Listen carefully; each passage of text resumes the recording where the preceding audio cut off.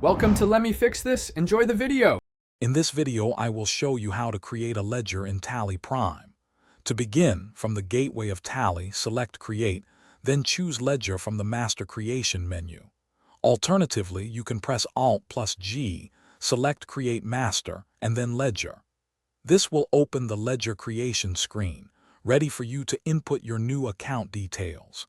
It's a straightforward process to get started. Next, you'll fill in the basic details.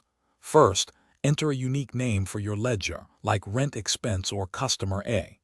Then, select the appropriate group from the list of groups, such as Indirect Expenses or Sundry Debtors.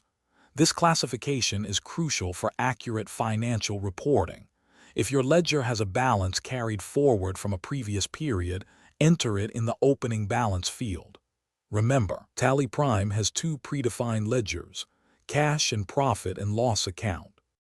Beyond the basics, Tally Prime offers advanced options.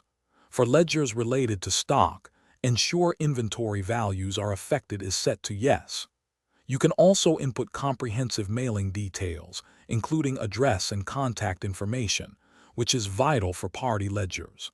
Furthermore, configure tax registration details like PAN, TAN, or GSTIN for compliance. These additional fields help maintain detailed and accurate records for various business transactions, ensuring all necessary information is captured.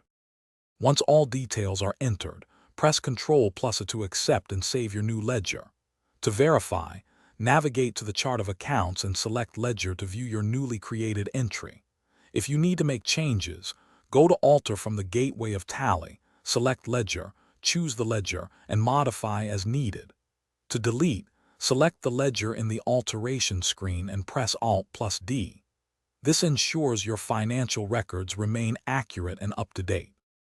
Thanks for watching. If you found this helpful, don't forget to like and subscribe.